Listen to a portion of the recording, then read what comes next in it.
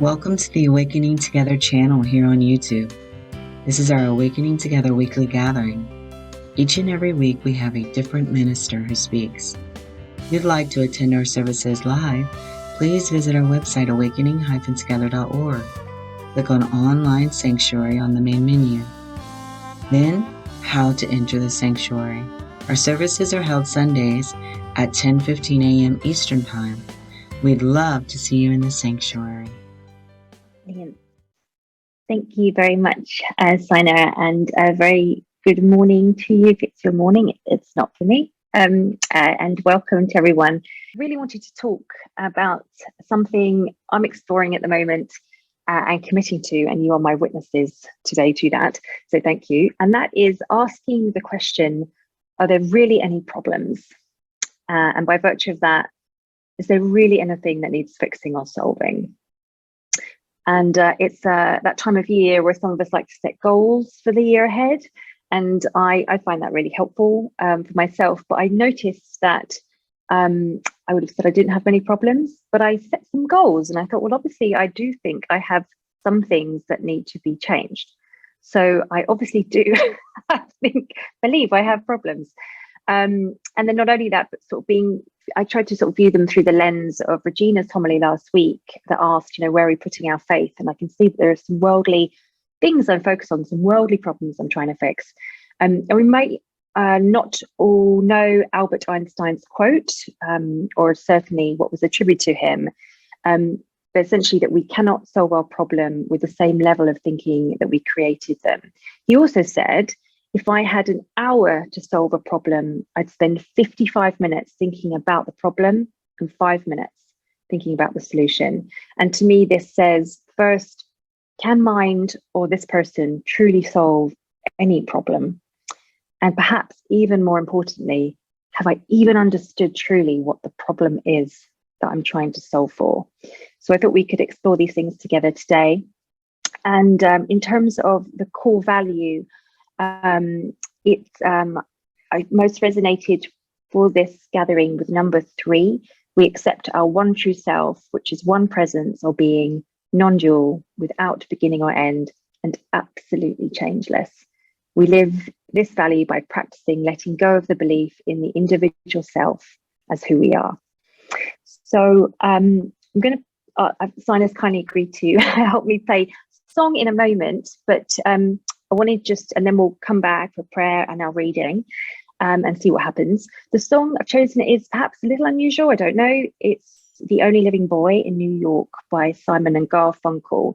And the story goes that Paul Simon and Art Garfunkel called themselves Tom and Jerry. And when Tom, went to Mexico to be in a movie, it was the beginning of the end for the duo. And indeed, this song was to be what was their last album.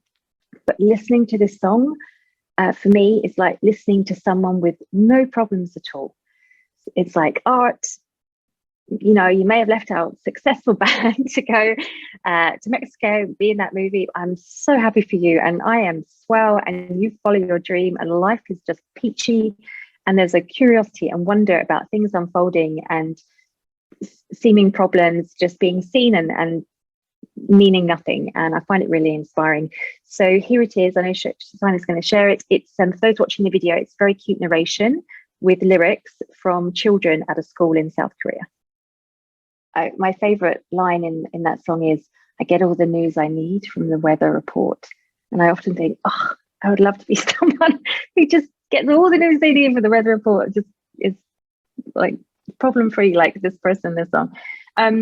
So before we listen to our reading that Reverend Toni Fields has really kindly offered to read today, I'd just like to offer a prayer. I'm very rusty on prayer. I tend to only pray for anyone who's sick or driving on a long journey.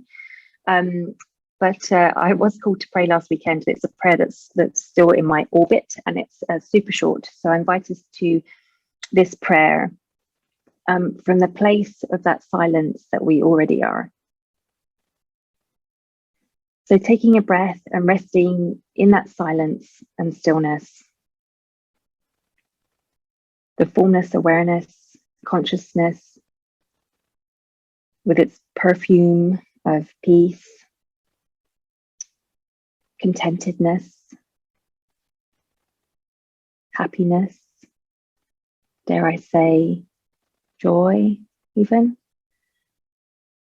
This knowing everything and nothing at all. There's a gratitude and a love for simply existing, for that which is here. May we be shown more and more of this indescribable fill in the blank that we are, and deepen in our conviction of this natural perfection I am. Amen. So I'd love to invite Reverend Toni Fields to read today. She will be reading 2 lessons from A Course in Miracles, lessons 79 and 80. Over to you, Toni. Thank you. Good morning, everybody, and thank you, Helen, for inviting me to read. It's a pleasure for me. Lesson 79. Let me recognize the problem so it can be solved. A problem cannot be solved if you do not know what it is. Even if it is really solved already, you will still have the problem because you will not recognize that it has been solved. This is the situation of the world. The problem of separation, which is really the only problem, has already been solved.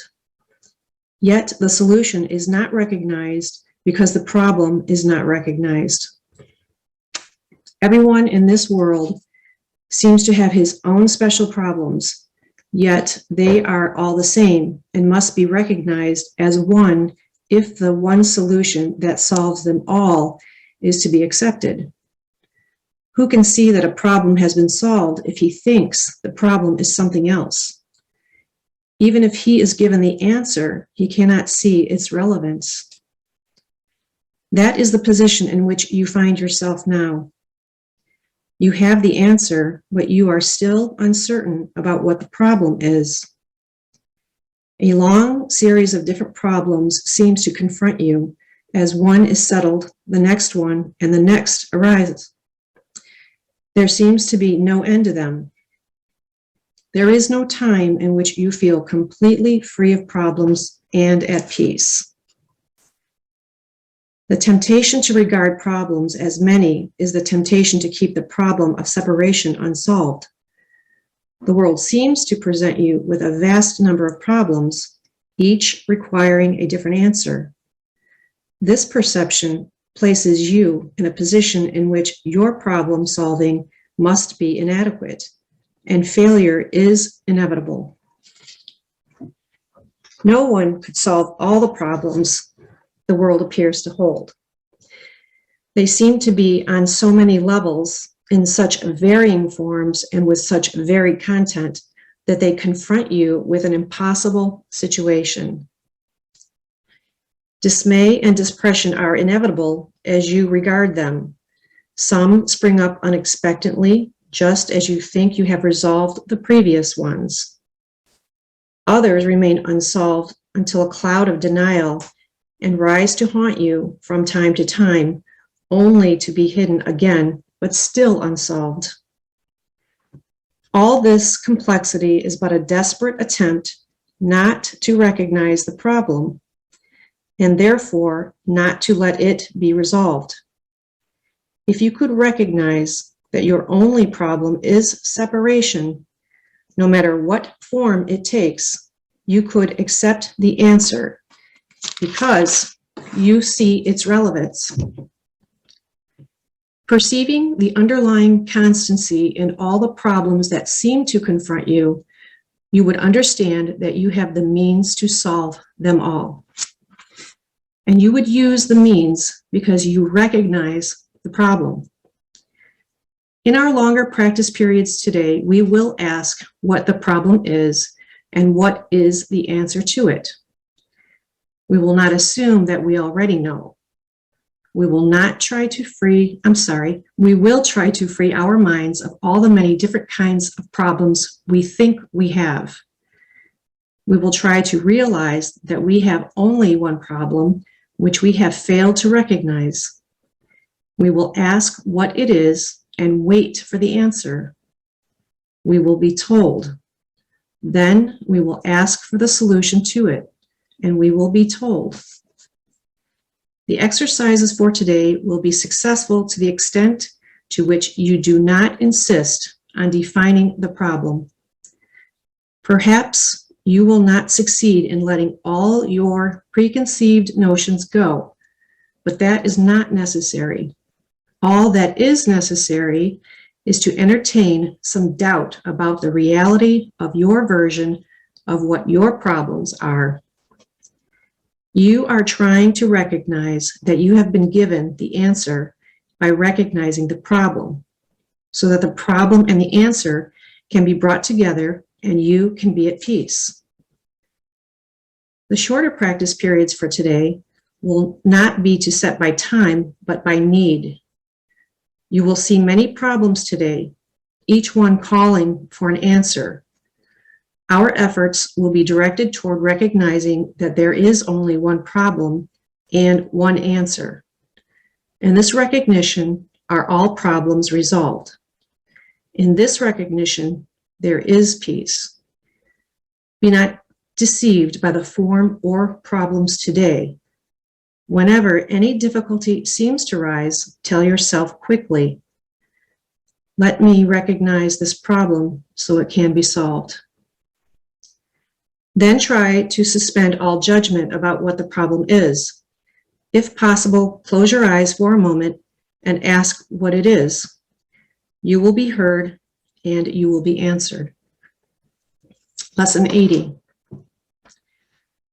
Let me recognize my problems have been solved. If you are willing to recognize your problems, you will recognize that you have no problems. Your one central problem has been answered and you have no other. Therefore, you must be at peace. Salvation thus depends on recognizing this one problem and understanding that it has been solved. One problem, one solution. Salvation is accomplished. Freedom from conflict has been given you. Accept that fact, and you are ready to take your rightful place in God's plan for salvation. Your only problem has been solved. Repeat this over and over to yourself today with gratitude and conviction. You have recognized your only problem, opening the way for the Holy Spirit to give you God's answer. You have laid deception aside and seen the light of truth. You have accepted salvation for yourself by bringing the problem to the answer, and you can recognize the answer because the problem has been identified. You are entitled to peace today. A problem that has been resolved cannot trouble you. Only be certain you do not forget that all problems are the same. Their many forms will not deceive you while you remember this. One problem, one solution. Accept the peace this simple statement brings. In our longer practice periods today, we will claim the peace that must be ours when the problem and the answer have been brought together. The problem must be gone because God's answer cannot fail. Having recognized one, you have recognized the other. The solution is inherent in the problem. You are answered and have accepted the answer. You are saved. Now, let the peace that your acceptance brings be given you. Close your eyes and receive your reward. Recognize that your problems have been solved. Recognize that you are out of conflict, free and at peace. Above all, remember that you have one problem and that the problem has one solution. It is in this that the simplicity of salvation lies. It is because of this that it is guaranteed to work. Assure yourself often today that your problems have been solved. Repeat the idea with deep conviction as frequently as possible, and particularly sure to apply the idea for today to any specific problem that may arise. Say quickly, "Let me recognize this problem has been solved." Let us be determined not to collect grievances today. Let us be determined to be free of problems that do not exist. The means is simple honesty. Do not deceive yourself about what the problem is, and you must recognize it has been solved. Thank you. Thank you so much, Toni. I'm not a big fan of A Course in Miracles, I have to say. I do too much translating in my head with it, and so I sort of don't read it, but I just love these two lessons and felt like whatever the reading was going to be in A Course in Miracles, which I was like, really? Okay. And I find them so uplifting and positive that all problems have been solved. So one thing in particular it says is, if you are willing to recognize your problems, you will recognize you have no problems. It doesn't say, if you recognize your problems, you will recognize you have no problems. It says, if you are willing to recognize your problems.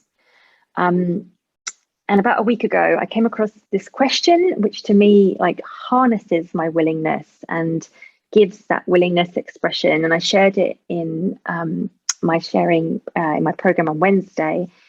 And it is to ask the question, what is the more beautiful question?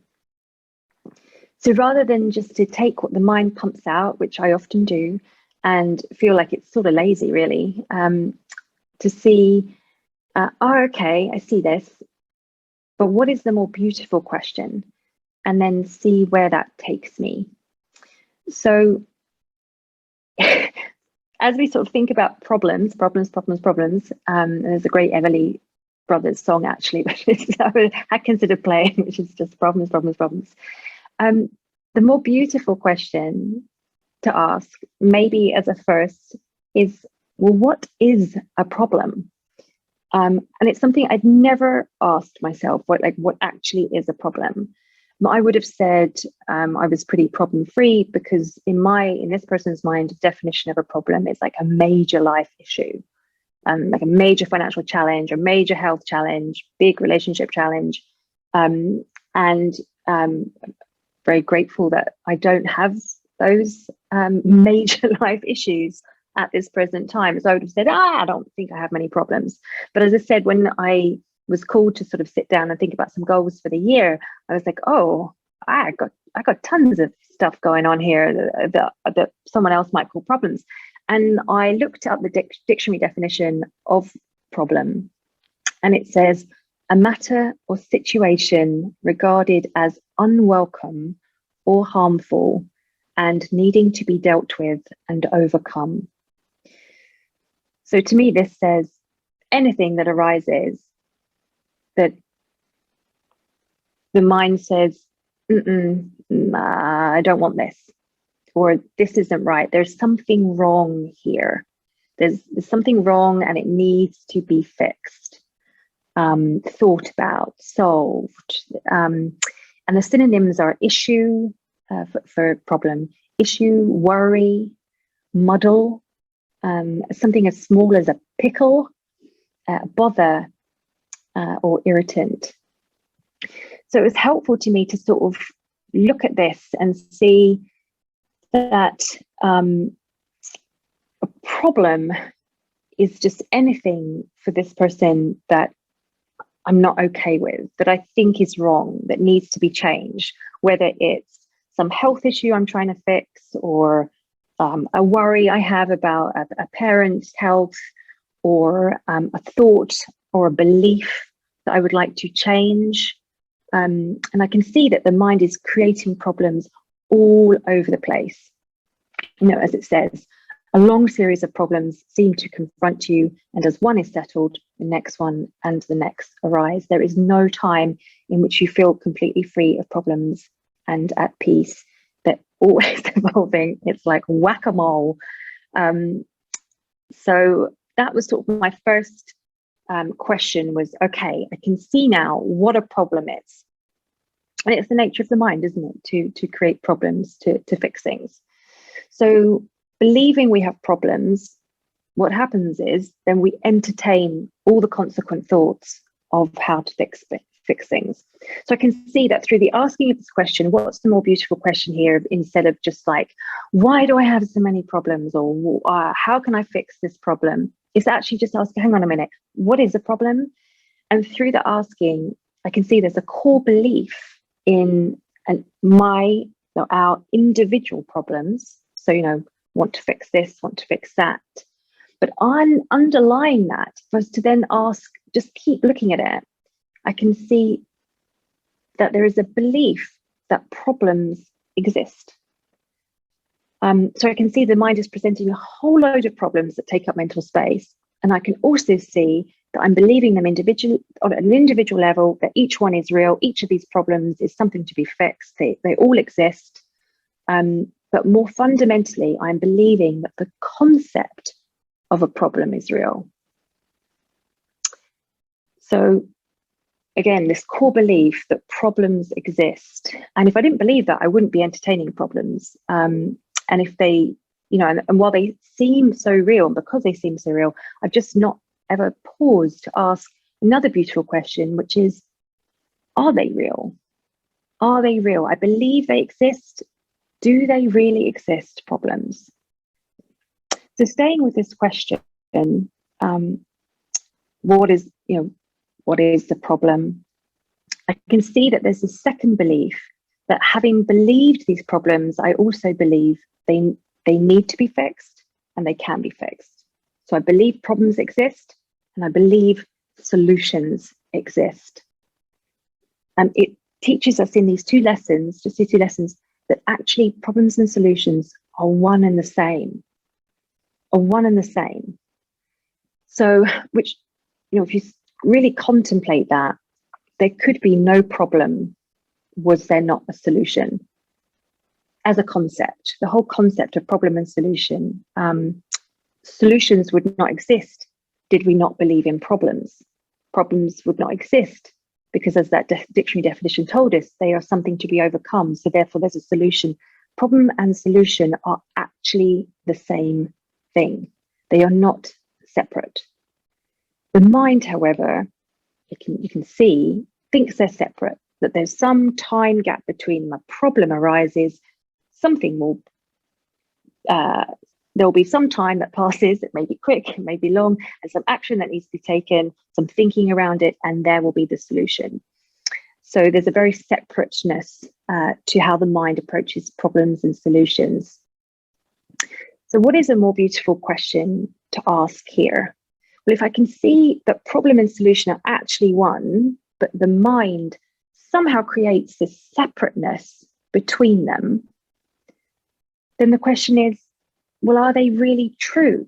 Do they really true? Back to this question, do problems and solutions even exist? Are the problems, my mind tells me, any different to one another? Have we ever asked if this problem is the actual problem?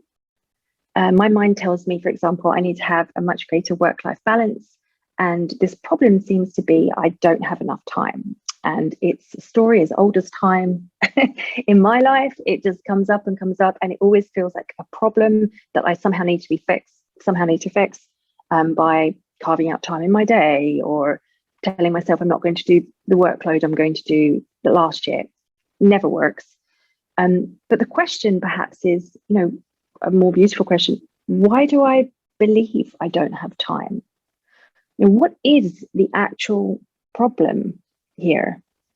Are we just going to spend our lives constantly battling problems, and with this life is hard, no matter what we do, we can't fix it? And at some point, obviously, we all sense that this isn't right.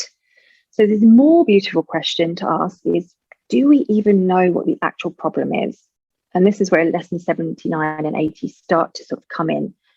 The lesson 79 tells us a problem cannot be solved if you don't know what it is. And what is the common theme in all of these problems? If we're to sit and contemplate them, is there essentially a root problem here?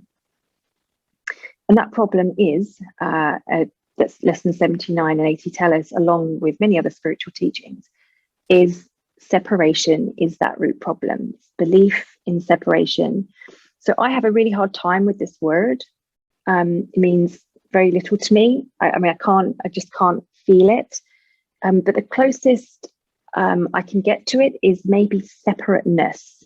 That sort of works for me. There's a belief here in separateness. That starts to feel like I can embody that. Yes, I can see I have a belief in separateness.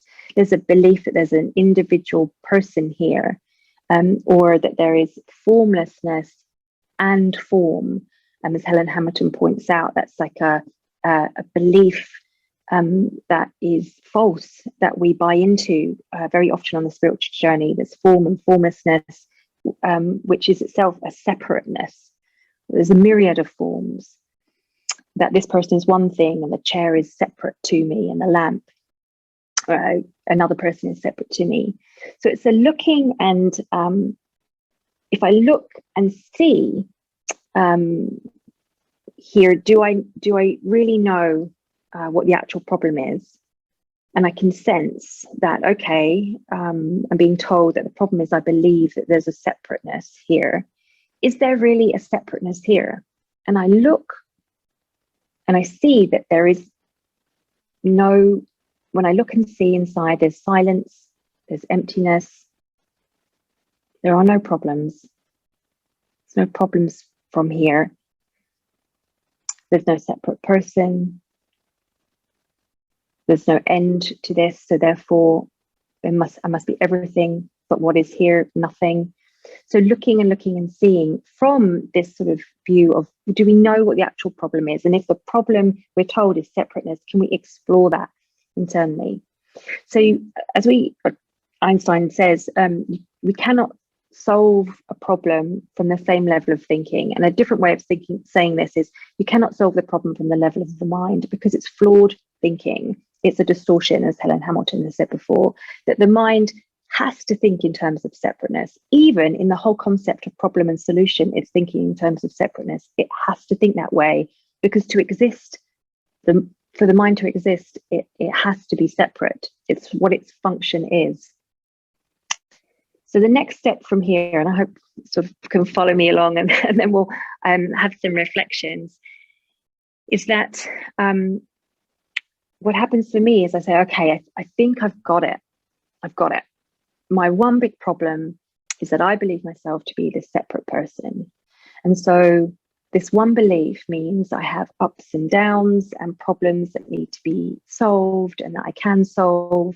And it's causing me all sorts of trouble in my life, some that I don't even know I'm aware of, because they're just mild irritants and bothers and pickles.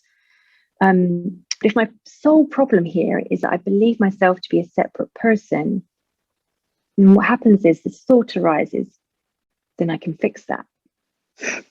And all of a sudden, if we're not really vigilant, we end up now stuck in a different problem.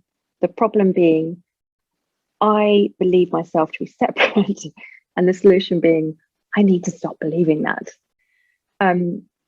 So we're back into trying to solve the problem from the level of the mind. You know, why can't I just drop this belief? And if I meditate more, then I'll understand I'm not an individual person. If I attend another retreat, then maybe I'll learn I'm not separate. I'll have some epiphany. What I need is an epiphany, or maybe I need to hang out with the great master. I'm just not getting it. It's not my lived experience. That I'm not separate, therefore there's something wrong. So you can kind of see that even you can take a teaching like this and it can be spun back into problem solution separateness. So what I love about this teaching in lesson 80 is saying, yeah, it's not even real. That none of that is real. You are already that. And where you are already is entirely whole. There are no problems that exist. You do not need to get to where this is, because then you're back in this separate thinking that the mind is telling you there's nothing here. It's already done.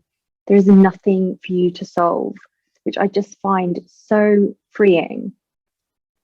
And it's not to say that these questions aren't helpful. Thinking about, could I meditate more, and would I benefit from going to a retreat?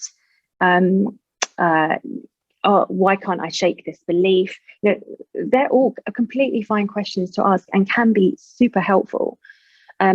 It's just to say they can, if we're not careful, just stop us from seeing what we already are, that we are already that, because they're coming at the problem from this place of problem itself. They're trying to become self.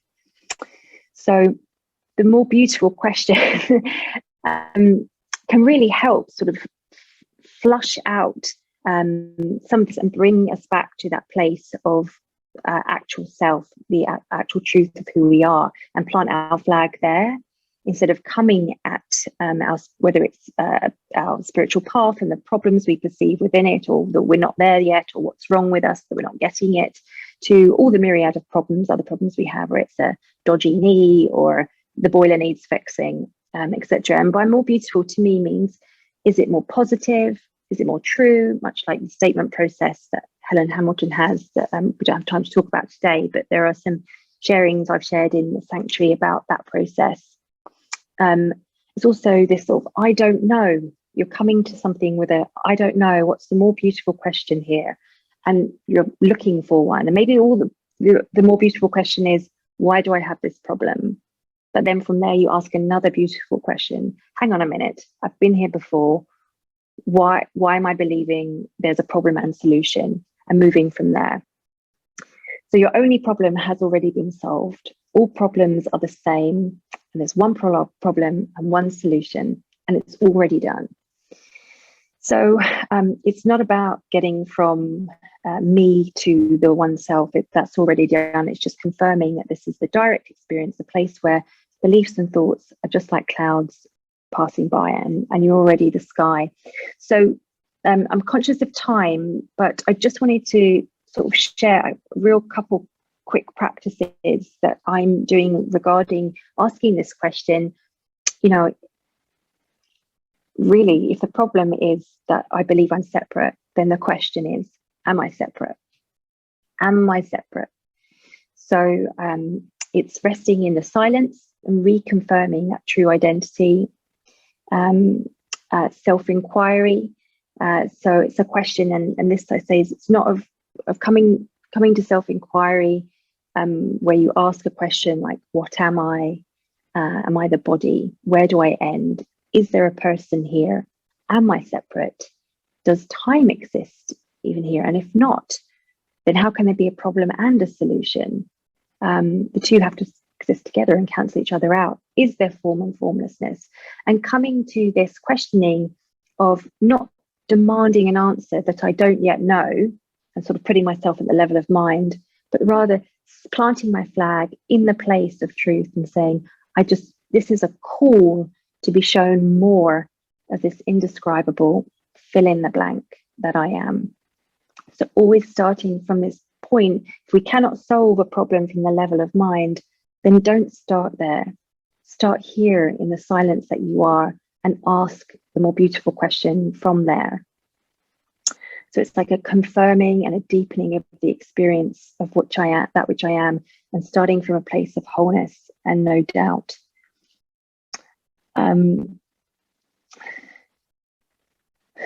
So just to wrap up, and then we'll have a song and come back with your reflections. I really welcome hearing them. So there seems to be problems. This we can't deny in our lives. There seem to be problems in that there are thoughts that plague us and beliefs we seem not to shake, and the worldly things that sneak in and grab us. And of course, they are upsetting and they cause worry, and are stressful at the level of a mind. Of course they are. Of course they do. And we don't need to deny that or push it away, but rather we're saying, let's look at them from a true place. Are we looking at our problems from this true place? If we want to know ourselves more deeply with greater conviction, then let's sit there. And when these beliefs and problems arise, recognize it seems real, but let's just see if it really is. Let's ask the more beautiful question here. And with every questioning of the seeming reality, from the place of knowing that you already are, that knowing just deepens and deepens. So I feel like I've talked a lot here, and as I say, would love to hear your reflections. I'm going to ask Sina to play a song and allow time for donations to be made, and I'm sure Sina will put the link in for those. And the song is A Dweller on the Threshold by Van Morrison. And I love this song. I love Van Morrison songs. And only recently realized, I see some of you do too, I only recently realized the lyrics within this song. And to me, this song is like a call. And it says, am I dwelling on the threshold? Am I just not going all in? Am I entertaining problems and solutions and this person and the separateness? Am I at the same time as I'm like, oh, but I'm, resting in stillness sometimes and I can sense what is true. Am I dwelling on the threshold? Like, is it time to go down to the water and watch the great illusion drown? As he says. Thank you, Sina. I love that song so much. I just always think, now it always just it says to me, why am I dwelling on the threshold? Why am I holding on to all this stuff that actually when I look, I'm not holding into anything? There was a lesson, it was Guiding Light 63, the final one of Regina's, and Anne pointed me to it, and I'm so glad that she did, where she just says, like, are you, do you believe that you can't let go of your beliefs? And I was like, oh my God, that's it. There is a belief that there's something to let go of, that I can't let go of certain beliefs. That's been so helpful in just moving away from this person here back into the truth of what we already are, and that is experienced. So yeah, we have 10 minutes or so.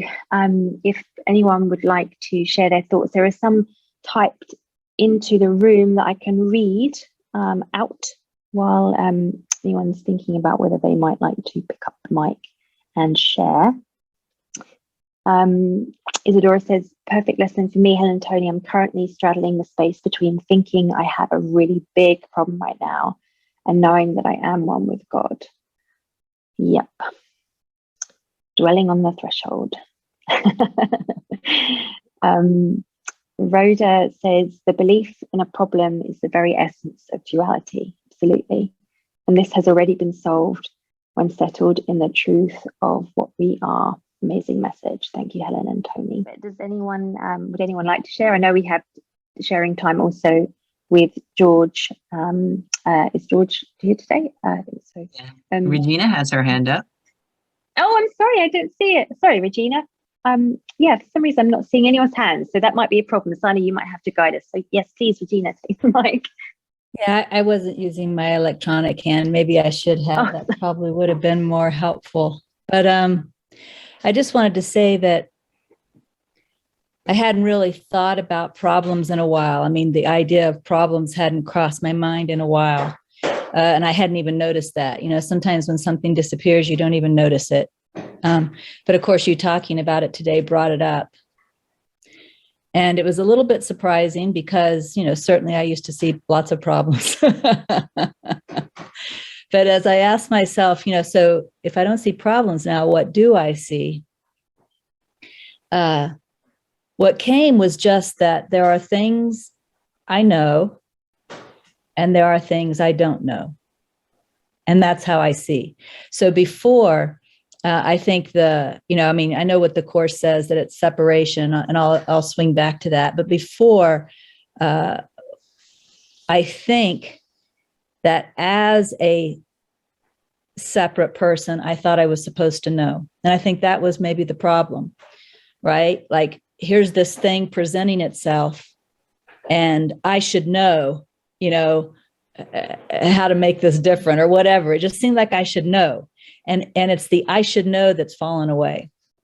And so what I noticed is with that is that there's no longer faith in the person, right? That's the one who should have known, right? There's no longer faith in the person.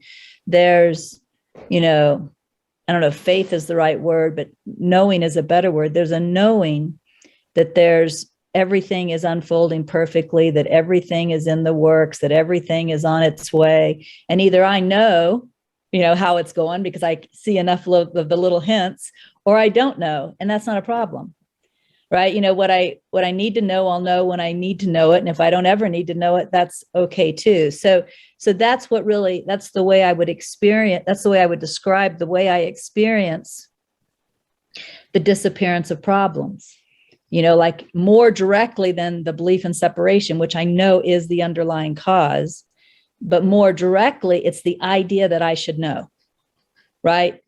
That's what's really gone. And what's here is either I know or I don't know. And either way, that's okay because everything's taking care of itself. So I think that's what I wanted to share. Thanks. Thank you. I'm so glad you shared that. That's beautiful. And it makes me think about the whole questioning flips you into that space of, I don't know. And I'm just like there.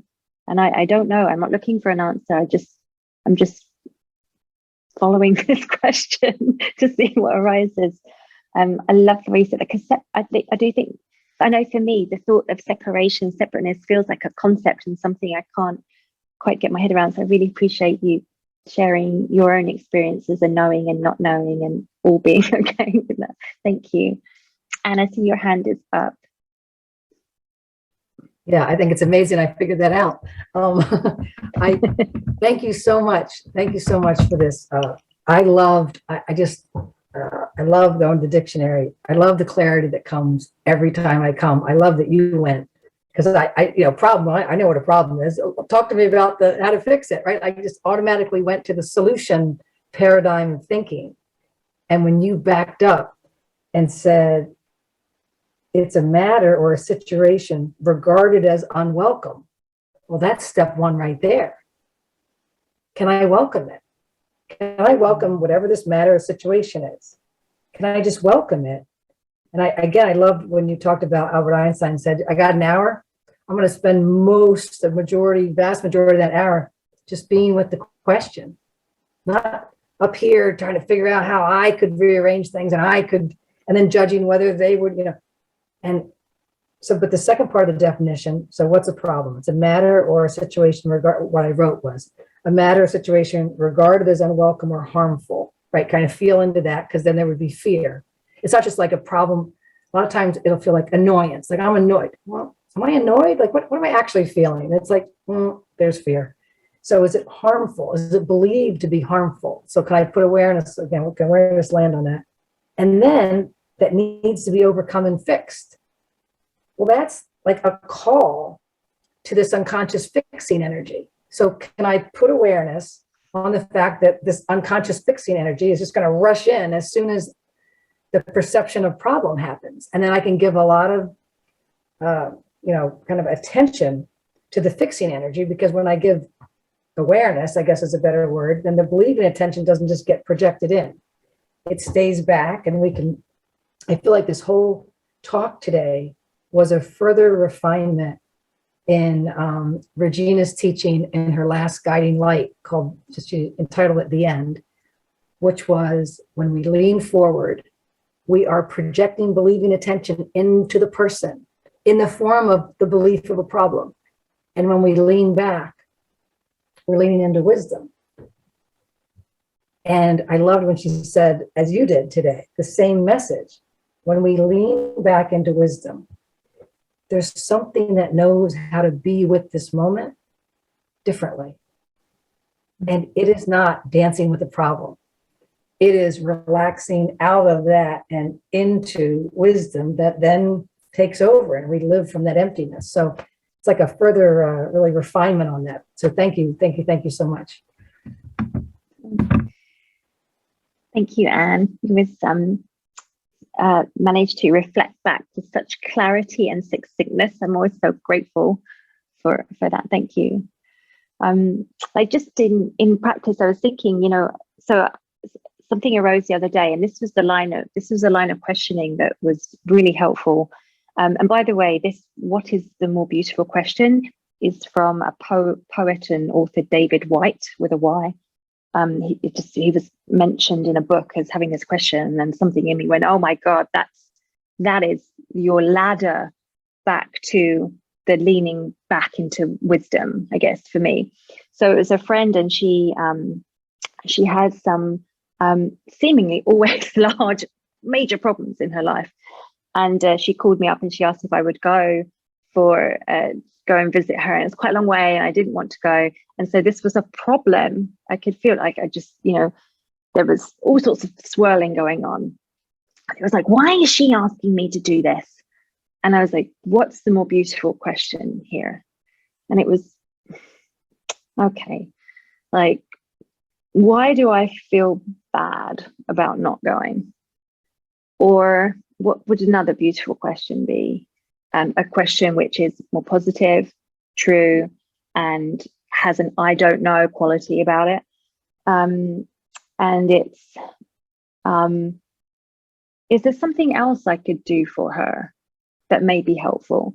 So already you can sort of see there's like a movement away from, why is she always doing this? And this is my problem, to like a more of a, okay, but it's still like there's a bit of a solving air to this. And then a more beautiful question is